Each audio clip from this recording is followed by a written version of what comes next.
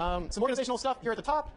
You'll get your last essay, the Cool Hand Luke essay, back this Thursday. Not today, but this Thursday. So that's yet another terrific reason to all be here on Thursday, as you all are all here today. Wow, that's an enormous number of you. That's great. So, yeah, so come on Thursday to turn in the Grand Illusion essay, which you're all working feverishly on all weekend, working obsessively, watching the film 2, 3, 4 times, looking at that one detail that you overlooked. That's excellent. I'm really proud of all of you for doing that. So write a kick-ass essay and turn it in this Thursday. And just play that song over and over and over again as you write the essay for like 2 hours, and I'm sure it'll come through. So yeah, so we'll give you the Cool Hand Luke essay back this Thursday. You'll turn in the Grand Illusion essay this Thursday, and then today after class we'll give you a second chance to get back your first exam. So we'll announce which reader is holding which set of exams at the end of class. Oh, and happy St. Patrick's Day! Woo! All right. So I know there's a lot to talk about St. Patrick's Day. Yeah. Okay.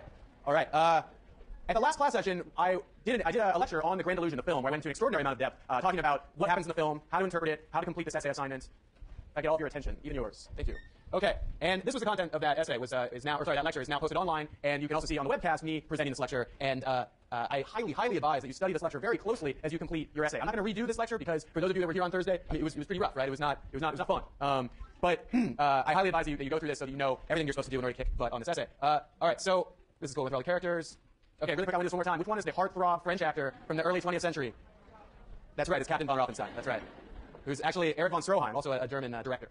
Who did a 4-hour film called Greed that's silent and black and white, which we'll be watching next week. And I'm sure you'll all be excited for that. And it's also supposedly one of the best films of all time. So, okay, so here's the prompt for the essay. Just to recap, again, this is the third time. I want you to identify 3 bases of group difference, 3 group differences in the film The Grand Illusion, and explain how each of these group differences either is or is not transcended in the film. So, these are some examples of ways you can make that argument. And then I want you to use a concept or a piece of research from class at some point in your essay. And so a really good way to do that would be to look at the social identity theory lecture, which we started on Thursday and we'll finish today. Go through there and look at the ways in which, who knows what's going on with the technology here. Go through there and look at the ways in which identity differences are transcended, the ways in which overarching identities get activated. And that would be a really good way to take some class material and apply it to this exam, or sorry, to this essay. You just identify 3 group differences and then explain whether they are or not transcended. And a really good use of course material would be to identify an overarching identity that's being invoked, how it's invoked, and how that is a way in which group differences are overcome. Some other things, since you haven't got the last essay back, you may be wondering, wow, how did I do on the last essay? I don't know. Well, I don't want to read off all your grades because that would take a while. Instead, I'll try to give you some general feedback.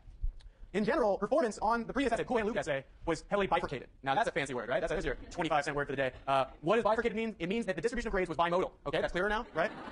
It basically means if we were to graph the distribution of grades in terms of how many A's and B's and C's there were, there'd be a big bunch of grades that were A's, A minuses, A's, A pluses, and then a big bunch of grades that were like C pluses, C's, and C minuses. So that's bimodal, bifurcated distribution.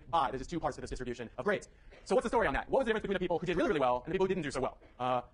The big difference, I would say, is organization. And I mean this in a few ways. Basically, if you wanted to be in a group with the A that got A's, you would want to make a really clear argument, punctuated and clearly conveyed through a simple 1 to 2 sentence thesis statement that's super clear and understandable. It could be a complex idea. It could be a nuanced idea. That would be great. But it should be very clearly conveyed, very simply stated so that we can get it. Even if the content of those sentences, that sentence or 2 sentences, is actually complicated. So you'd have a simple, straightforward argument, simply presented argument, and then you would clearly support it with evidence from the film. From Cool Hand Luke film. And that would be the best way to do all the Grand Illusion as well. So, what you want to do is follow closely the 5-paragraph essay style, which says you have an introductory paragraph, and in that introductory paragraph, at some point is a thesis statement. And this isn't necessarily required of the structure, but I would highly advise it to have a sentence after the thesis statement that says, here's how I'm going to support my thesis statement, which then directs me to the body paragraphs that come next, wherein you support your thesis statement with at least 3 bodies of evidence, or in the Grand Illusion essay example, 3 bases of group difference.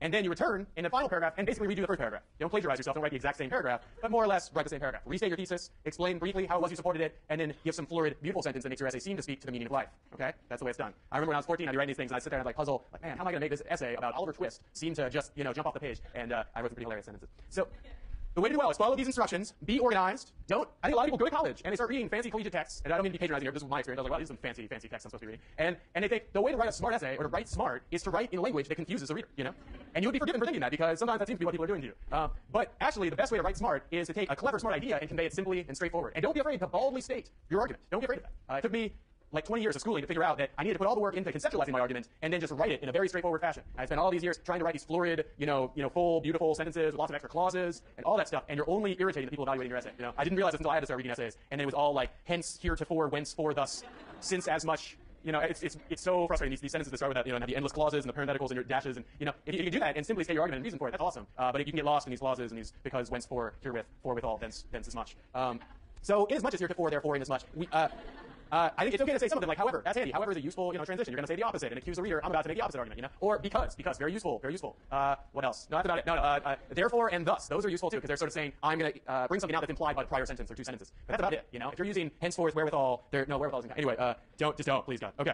And in your writing, remember, there's a great Ernest Hemingway quote. Ernest Hemingway wrote in A Movable Feast that his goal when he wrote was to write one true sentence. And if you've ever read Hemingway, you know that what he meant by one true sentence was not, leaping, florid prose, like an 18th century writer from Britain might have written or something like that, but rather a simple, bald statement with no embellishment, hardly any adjectives. He tried to write beautifully with his nouns. He tried to just tell you about a scene that was beautiful and tell it clearly and simply and boldly in such a way where you got it because the substance of what he's saying is actually beautiful, not the way he says it. And so if you can get out of the way of your ideas, you'll write better and people will appreciate your writing better. And you'll put your time and energy into stuff that matters, which is coming up with a smart argument. And this is a style of writing that's useful for getting a job with a writing component, which almost all of you'll have college degrees, you'll be getting jobs where you'll be expected to write.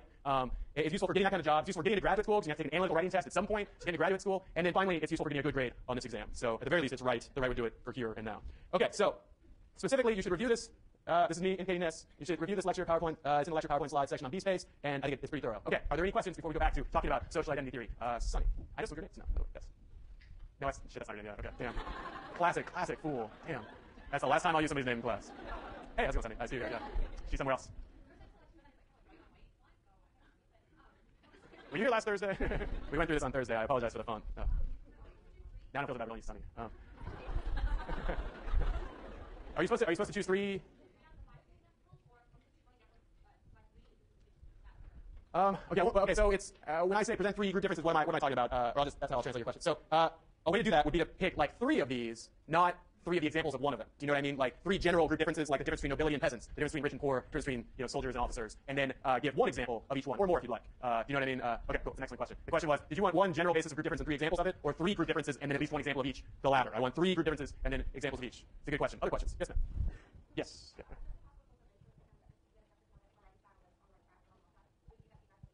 Is it possible to get the cool and Luke grades before before Thursday? No, it's not. We'll get them back to you on Thursday, which is as fast as we can really do it. Yeah. No, we can't. The grades aren't totally in yet. Though I don't mind you asking. All right. Other questions? You'll get them back to you as soon as humanly possible, or we will get them back to you as soon as humanly possible. Any other questions? Okay. And don't forget, if you want to do extremely well in this essay, you'll need to not forget to use a concept from class at some point. So be sure to do that. And then review this online if you want to change the color of the fonts as you read it on your computer, and so on. I understand the gripe there is a valid one. Okay.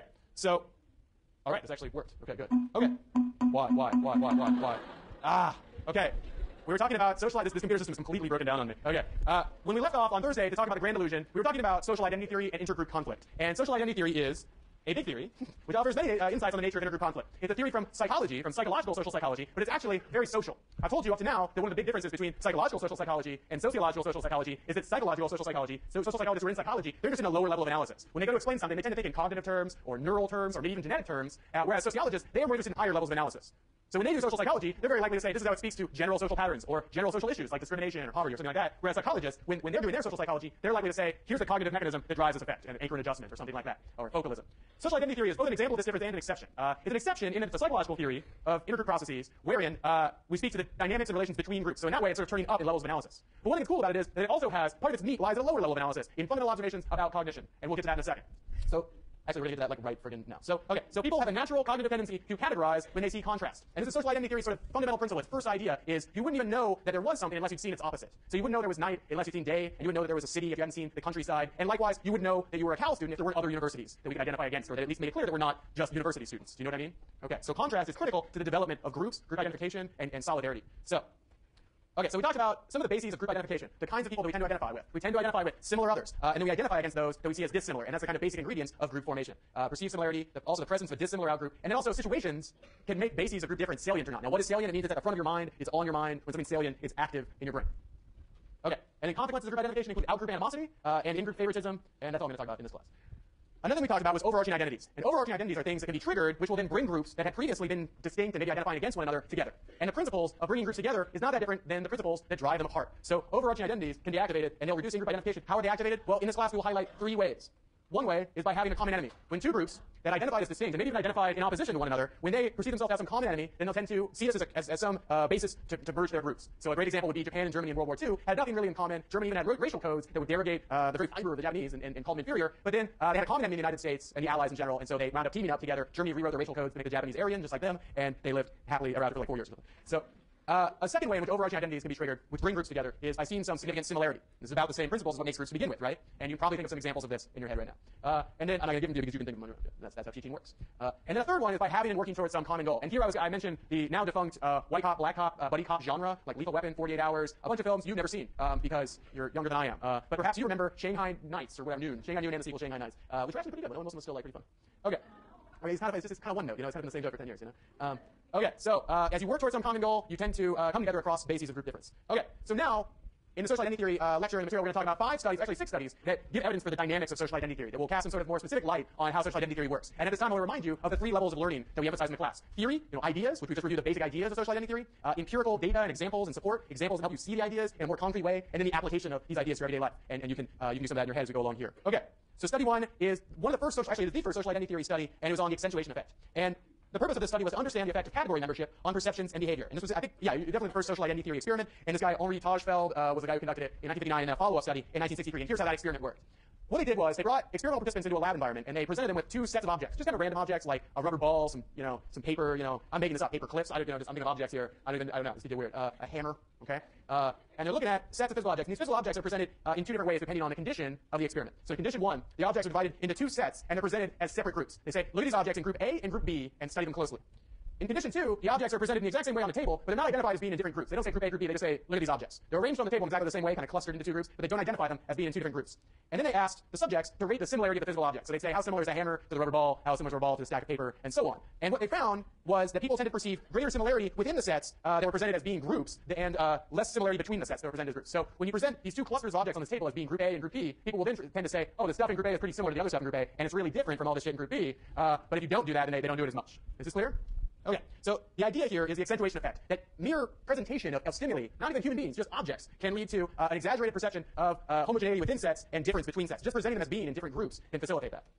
Okay, so obviously what they're talking about, they're social psychologists, so they're not interested in the perception of objects. They just want to use the objects as proxies for any stimulus. So what they're talking about here is the categorization of people. And they think that the categorization of people generates a very similar accentuation effect. And when you're presented with some group of people, you'll tend to say, oh, they're pretty similar because they're in a group.